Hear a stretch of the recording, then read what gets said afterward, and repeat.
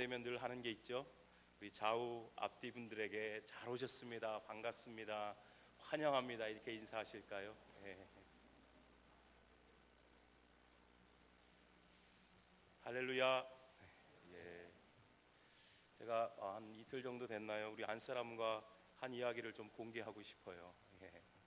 안사람이 좀 싫어하겠지만 제가 이런 얘기를 했어요. 설교를 준비하면서 참 설교를 하기가 어려운 시대를 살고 있는 것 같아. 근데 항상 늘 여기서 영웅이 등장하죠. 우리 안사람이 하는 말이, 여보 그래도 한 영혼 바라보고 해. 저는 머리가 확 깨진 것 같았어요. 그런 한 영혼이 저와 여러분 되시기를 간절히 소원합니다. 아멘. 우리 모두는 인생을 처음 살아봅니다. 자녀들도 우리도 그리고 우리의 부모님들도 지금 이 순간을 처음 살아봅니다. 그래서 인생이 기쁨과 행복의 시간만 존재하는 것이 아니라 고난과 어려움을 느끼는 순간도 찾아오게 되는 것이죠. 곳곳에 희노애락이 다 묻어나기에 인생은 더욱더 우리에게 값진 교훈과 추억 그리고 경험을 제공합니다. 때문에 아무것도 보이지 않는 인생이지만 우리는 해를 거듭하면 거듭할수록 뭐가 생기죠? 연륜이라는 게 생기게 됩니다. 이전에는 어떤 상황과 환경 속에서 실수를 범한다면 이제는 그 경험을 바탕으로 같은 실수를 범하지 않으려는 지혜가 생깁니다. 그리스도인의 인생에 있어서 하나님 앞에서 이렇게 연륜과 지혜가 쌓이는 그 순간이 바로 광야라는 것을 경험하게 됩니다. 여러분, 광야를 하면 무엇이 떠오르십니까? 아마도 변화무쌍한 날씨, 또 야생동물들, 또 도적대들, 그런 것들로 오는 불편함과 불안감 그리고 외로움 등을 아마 생각하게 되실 거예요. 하지만 말씀이 우리에게 이야기하는 광야는 하나님께서 우리에게 주시는 모든 상황과 환경을 통해서 회복과 변화를 경험하는 것이라 할 수 있습니다. 다 같이 저를 따라 한번 이렇게 고백하실게요. 우리는 지금 광야를 지나고 있습니다. 네, 저 기대보다 너무 잘 따라해 주셔서 감사합니다.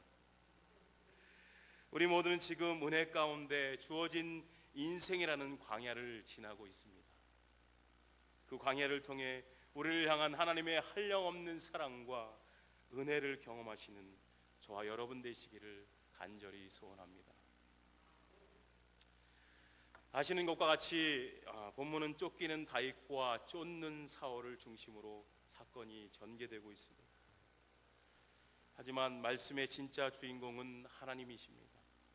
다윗의 이야기를 저와 여러분이 가만히 들여다볼 때에 만약 하나님의 도우심을 빼버린다면 다윗에게 과연 어떤 일이 일어났을까요? 아마도 시골 어느 초라한 목동으로 그 인생을 마감했을 것입니다.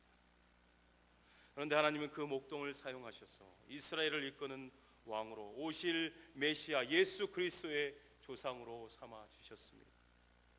그 다윗이 지금 광야 한가운데 있습니다. 광야의 이름은 엔게디입니다. 이스라엘 광야 중에서도 유일하게 시원한 계곡물이 흐르고 있는 곳입니다. 또 사람이 먹을 수 있는 진귀한 열매들이 많이 열리기 때문에 광야를 지나가는 나그네들의 쉼터로 그 이름이 잘 알려진 곳입니다. 그래서 성경 아가서 1장 14절에서 지혜자 솔로몬은 이 엔게디를 이렇게 표현하고 있습니다. 나의 사랑하는 자는 내게 엔게디 포도원의 고메라 송이로구나. 하지만 본문에서 다윗은 이곳에 휴식을 즐기기 위해서 온 것이 아닙니다. 자신을 죽이려 쫓아오는 사울과 사울의 군대를 피해 이곳으로 숨어들었습니다. 다윗에게 광야는 이곳이 처음은 아니죠. 본문에 앞선 사무엘상 23장에서 다윗은 자신을 쫓아오는 사울을 피해 그알라에서 십광야로, 십광야에서 다시 마온강으로 계속해서 옮겨 다녔습니다. 그런데 그 마온강야에서 다윗은 사울의 그 군대에게 둘러싸이는 그 위기를 경험하게 됩니다. 하나님께서는 그 순간 블레셋을 사용하셔서 이스라엘을 침략하도록 하셨고, 사울은 다급한 나머지 다윗을 쫓는 것을 포기하고 블레셋과 싸우러 돌아갔습니다. 다윗은 그 지역의 이름을 셀라하마는 곳, 곧 분리하는 바위라고 불렀습니다. 다윗이 그렇게 이름을 지은 것은 그 어떤 사람도 아닌 하나님께서 은혜로 일하셨음을 고백하고 있는 것입니다. 그리고 나서 다윗은 오늘 본문의 엔게디 광야로 오게 되었습니다. 다윗의 하루하루가 우리 머릿속에 그려집니다. 얼마나 고되고 힘들었을지, 매일매일이 긴장의 연속이었음을 알 수 있습니다. 광야 속에서 다윗은 하루에도 수십 번씩 여러 가지 감정에 교차하며 살아갔습니다. 지금 그러한 상황에 몰려있는 다윗을 보며 이보다 억울한 사람이 있을까? 정말 불쌍하게까지 보입니다. 여기서 끝난 것이 아니죠. 본문 2절 말씀을 보면 사울이 엔기디 광야에 숨어있는 그 다윗 하나 붙잡겠다고 3,000명이나 되는 군사를 모은 것을 볼 수 있습니다. 이 부분에서 우리는 다윗과 함께 광야를 지나며 너무나 귀한 교훈 한 가지를 만나게 됩니다.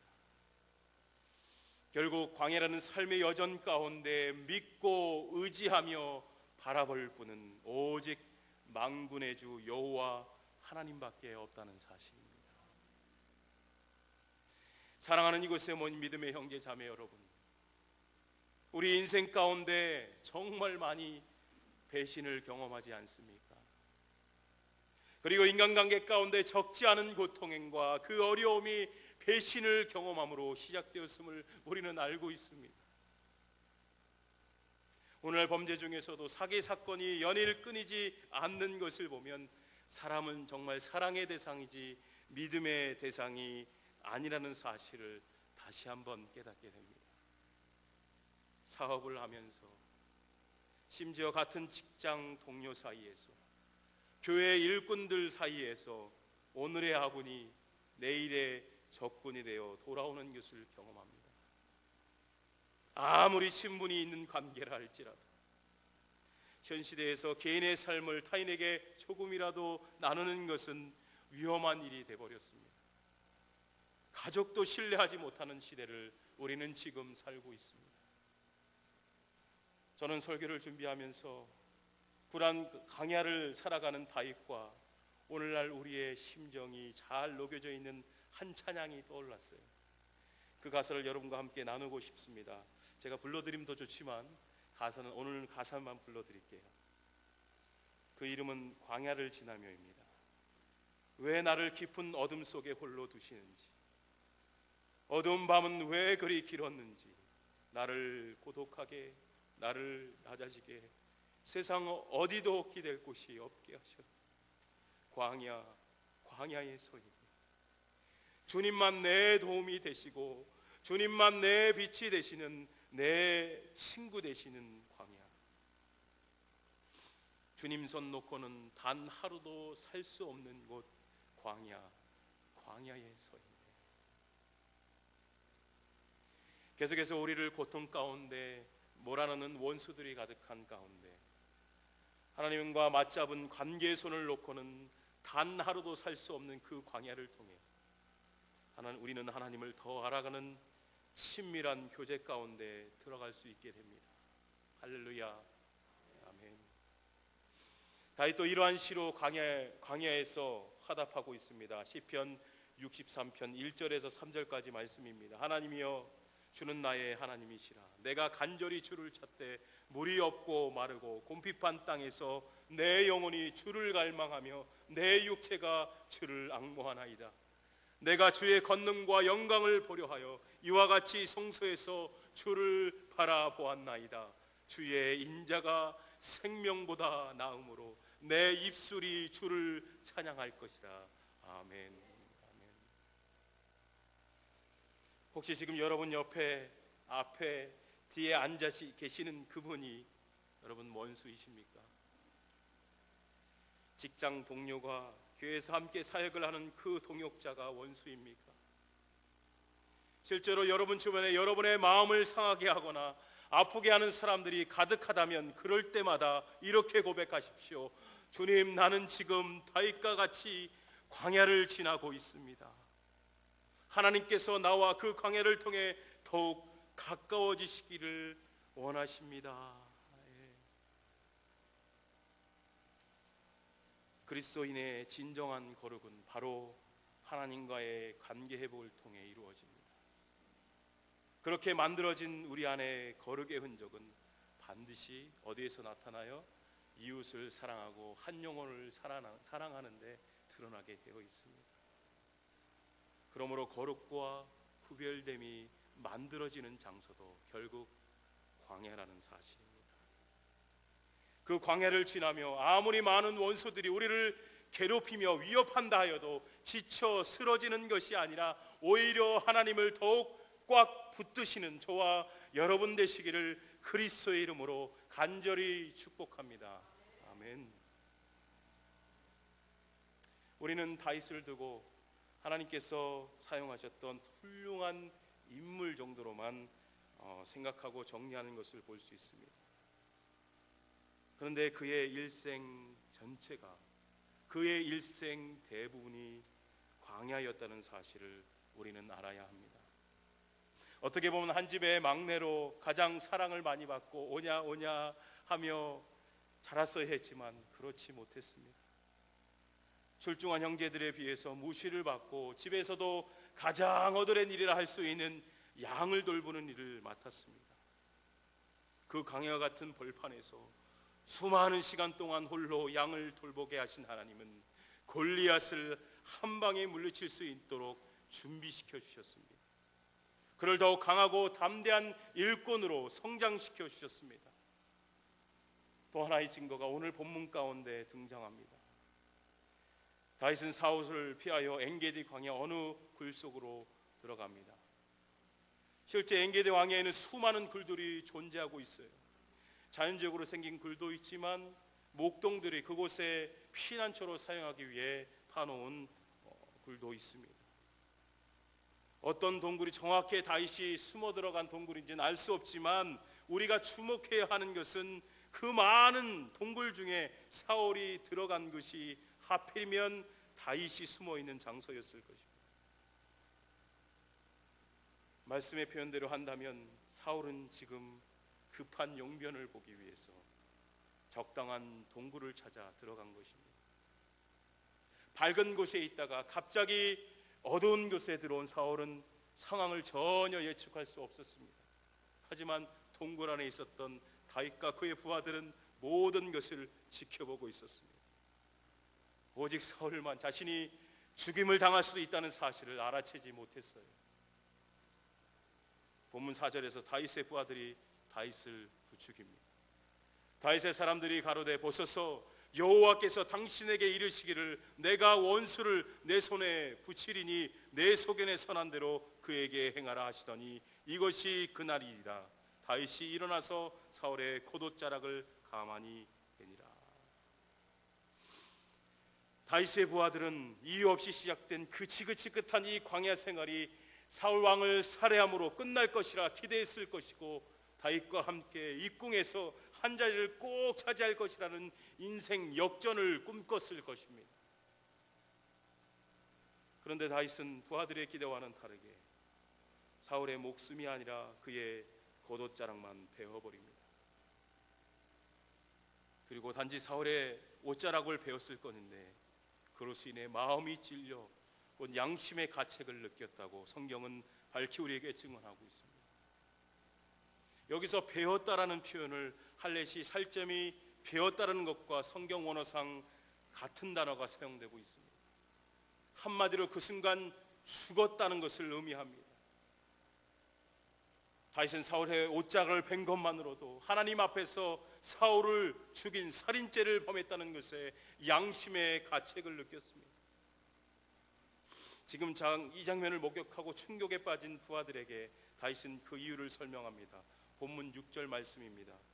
자기 사람들에게 이르되 내가 손을 들어 여호와의 기름 부음 받은 내 주를 치는 것은 여호와의 금하시는 것이니 그는 여호와의 기름 부음을 받은 자가 됨이냐 하고, 우리는 이 부분에서 광야가 주는 또 다른 교훈 한 가지와 만나게 됩니다. 그것은 하나님의 은혜로 광야를 지나고 있는 사람과 그렇지 못한 사람 사이에는 분명한 시선의 차이가 존재한다는 것입니다.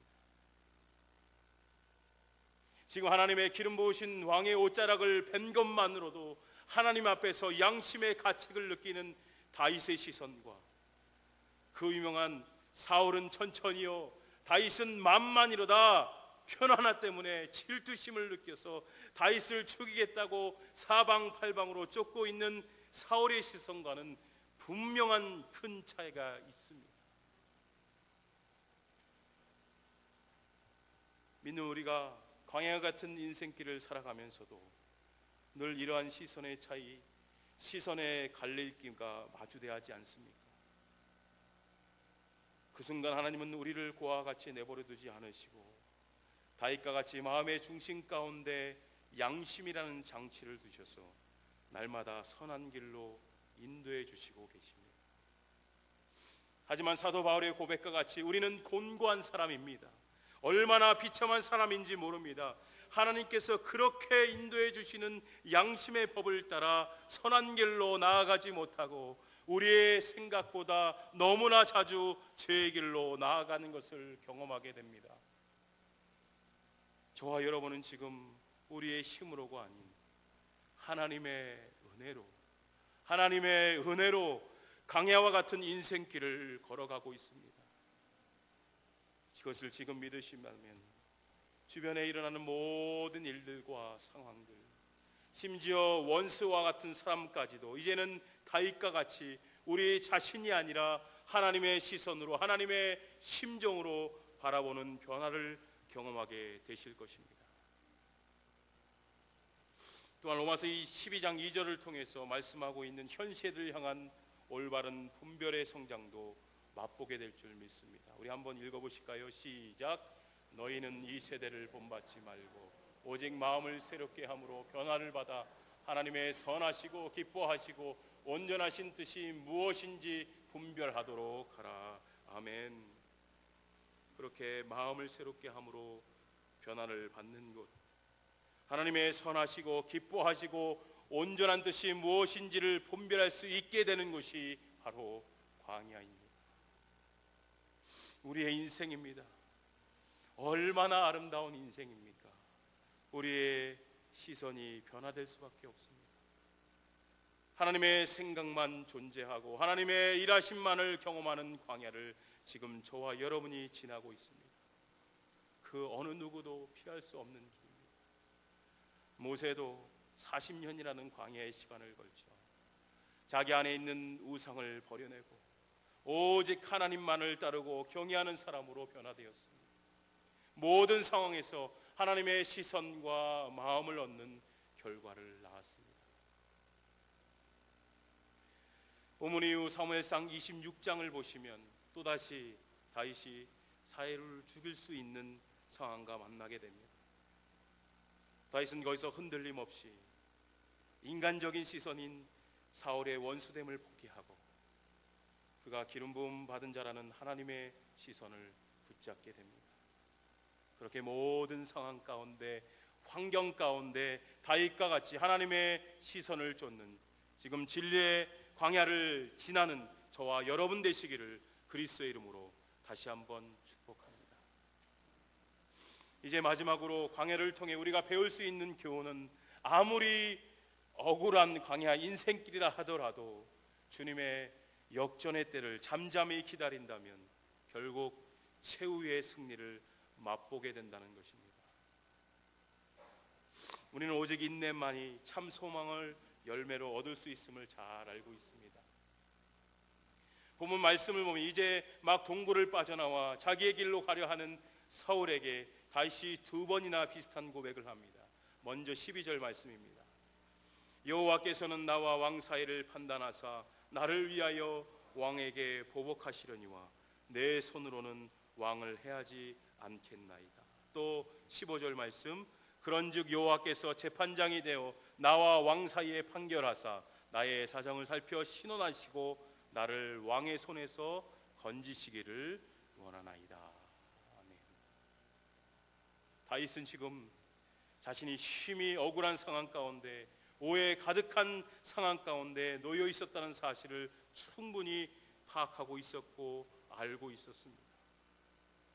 그런데 모든 살인 가능한 현장 가운데서 자신의 판단을 의지하거나 자신 스스로가 재판장으로서 판결을 내리는 위치에서 서려 하지 않았습니다. 그보다 다윗은 가장 정확하시고 완전하신 하나님께서 가장 의로운 재판장이 되어주셔서 모든 상황과 자신의 억울함을 시원케 해주실 때가 올 것임을 믿고 인내하며 기다렸습니다. 그리고 그 진리는 실제가 되어 다윗에게 참된 승리를 맛보게 하였습니다. 하나님께서 허락하신 승리의 때가 왔고 사울이 다윗에게 이렇게 고백합니다. 본문 19절과 20절 말씀입니다. 사람이 그 원수를 만나면 그를 평안히 가게 하겠느냐? 내가 오늘날 내게 행한 일을 인하여 여호와께서 내게 선으로 갚으시기를 원하노라. 보라, 나는 내가 반드시 왕이 될 것을 알고 이스라엘 나라가 내 손에 견고히 설 것을 아노니. 아멘. 사무엘상 마지막 31장에서 보면 사울 일가는 전쟁터에서 처참한 죽음을 맞이합니다. 어떻게 보면 그 죽음을 가장 통쾌하게 생각해야 될 사람이 누구예요? 바로 다윗이었지만 이어지는 사무엘하 1장 시작을 보면 다윗이 사울과 그의 아들 요나단의 죽음을 두고 슬퍼하며 조가를 지어 불렀다고 말씀합니다. 그렇게 다윗은 실로 사울의 고백대로 왕위에 오르게 됩니다. 우리는 스스로 하나님이 주시는 축복과 자유함을 누리는 그리스도인이라고 이야기하지만 삶을 통해 일어나는 모든 일들에 대하여 과연 하나님의 일하심의 때를 얼마나 인내하며 기다리고 있는지를 돌아봐야 합니다. 만일 자신이 억울한 상황에 처했다 한다면 우리는 그 자리에서 말하기를 멈추고 생각을 멈추고 판단을 멈추고 하나님의 때와 하나님의 뜻만을 구하여야 합니다. 그리스도인에게 멈추는 것은 상대방에게 졌다고 황복하는 게 아닙니다. 그것은 하나님께 승리의 때를 내어드리는 순종의 표현입니다. 억울함을 해결하기 위해 성급하게 생각해서 행동으로 옮기는 것은 광야를 지나는 올바른 태도가 아닙니다. 모든 억울함 가운데 우리는 지금 광야를 지나고 있습니다. 그렇게 순종하는 삶을 살아내는 것이 필요합니다. 오히려 지금 하나님의 일하심에 감사함의 찬양을 올려드려야 합니다. 기억하시기 바랍니다. 예수 그리스도의 십자가보다 더 억울한 상황을 당한 이는 아무도 없습니다. 그 십자가 상에서 예수님은 끝까지 말하기를 멈추셨습니다. 그 멈춤이 우리 모두에게 무엇을 선물해 주었습니까? 구원의 놀라운 축복입니다. 값없이 주셨습니다. 우리와 같은 죄인에게 주어진 놀라운 은혜입니다. 우리가 항상 소망을 가지고 기뻐할 수 있는 이유입니다. 광야의 여정이 가지고 있는 가장 큰 목적이 여기에 있습니다. 바로 날마다 십자가를 지는, 날마다 자신을 부인하고 주님만을 의지하는 삶으로 성장하게 한다는 것입니다. 예수 그리스도의 십자가의 억울함은 오늘날 전 세계에 흩어져 복음을 전하는 일꾼들을 통해서도 계속되고 있습니다. 십자가의 능력이 어떤 자들에게는 아직도 조롱받고 있으며 비난받고 있다는 사실입니다. 하지만 하나님께서 가장 좋은 마지막 때에 그것이 하나님의 가장 큰 사랑의 증거였으며 능력이라는 사실을 세상 모든 만민에게 반드시 증거하여 주실 것입니다. 최종적으로 광야를 통해서 예수 그리스도 안에 있는 자들이 승리하였음을 보증하여 주실 줄 믿습니다. 말씀을 정리합니다. 하나님께서 우리를 회복시키시고 변화시키시는 때와 장소와 상황, 환경, 그 모든 것이 광야입니다. 그 광야를 지나며 우리가 배울 수 있는 것은 첫 번째, 광야와 같은 인생 가운데 우리가 믿고 의지하며 바라볼 분은 하나님밖에 없다는 사실입니다. 할렐루야. 아멘. 저 문을 나가는 순간 제발 잊어버리시지 마시기 바랍니다. 두 번째, 광야를 지나는 사람은 인생에 주어진 모든 상황과 환경을, 심지어 원수들이라 할지라도 하나님의 시선과 하나님의 심정으로 바라보게 되어 있습니다. 마지막 세 번째는 아무리 억울한 광야 인생길이라 하더라도 주님의 역전의 때를 잠잠히 기다린다면 결국 최후 승리를 맛보게 된다는 것입니다. 또 오늘 한 주를 저와 여러분이 광야에서 살아가며 순간 있다가 말 세상의 것으로 즐거워하는 것이 아니라 날마다 예수 그리스도가 주시는 영원한 생명을 바라보고 참 자유함의 기쁨을 누리시기를 소망합니다. 우리 다시 한번 이렇게 고백하겠습니다. 우리는 지금 광야를 지나고 있습니다. 모든 상황 가운데 제가 할게요. 모든 상황 가운데 하나님 앞에서 우리는 광야를 지나고 있습니다. 선포하며 회복되어지고 변화되어지는 저와 여러분 되시기를 예수 그리스도 안에서 간절히 축복합니다. 아멘. 기도하시겠습니다. 우리 기도하실 때요, 잠잠히 주님 앞에 나아가기를 소망합니다. 제가 처음에 말씀드렸는데 왜 우리에게 설교가 어렵냐면 선포하는 자는 있습니다. 하지만 삶을 통해 변화되는 자는 그렇게 많지 않은 것 같아요. 오늘 받은 말씀, 그 복음의 말씀을 가지고 하나님 저를 변화시켜 주시옵소서. 우리의 삶이 아무리 광야라 할지라도 주님 변화될 수 있습니다. 하나님, 하나님의 시선만 갖게 해달라고, 하나님의 심정만 갖게 해달라고 이 시간 함께 기도하면서 나아가겠습니다. 기도드립니다.